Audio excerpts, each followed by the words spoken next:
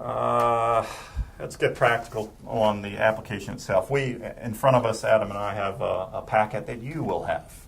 And I'm going to refer you again to the website.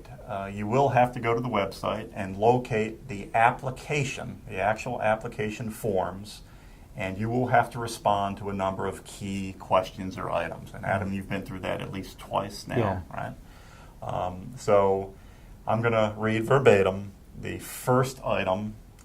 Once you put some identifying information down, like your name and your contact number and so forth, the first item that you have to respond to is as follows. It says, summarize your proposed research. Outline objectives and methods. So again, summarize your proposed research. Outline your objectives and methods. One of the common error patterns I see here is that the applicant will launch into a description, but it gets away from what the item is asking for. They want to know, what are the objectives of your study, what are the methods. So using Adam's current study, current application as an illustration, we'll turn that to you, Adam. What are the objectives of your current study? Well, with my current study, the objectives are twofold. And essentially, to answer this question, I took the purpose statement right out of my proposal and modified it just a little bit to answer the objectives part of the question. And as I said, they're twofold. One is to look at a piece of technology, the Amazon Kindle, and see how effective it is for a college student with a learning disability, in both effectiveness being both comprehension and speed in reading versus not using the device. And the second objective is to see whether or not the students are going to use it and why, and what factors play in whether or not they want to use this device.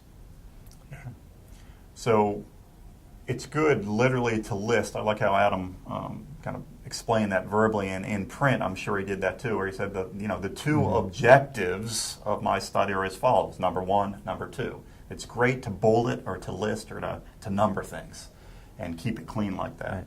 So we have a general idea that he's interested. As a reviewer, I have an idea that, oh yeah, he's going to be looking at this Kindle device, which you're not familiar with.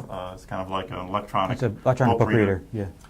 And Adam's previous research had indicated that some people who have difficulties with simply reading printed material do better, perform better, may be able to read with less stress and more fluently when they can concurrently listen to what they're looking at as they're reading.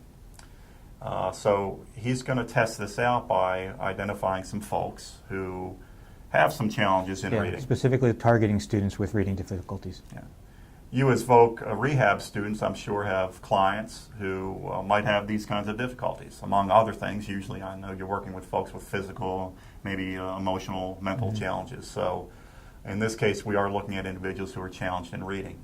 So he wants to compare whether or not, when the folks are using the Kindle and concurrently listening to what they're reading, whether they perform better than if they were just simply reading the printed material.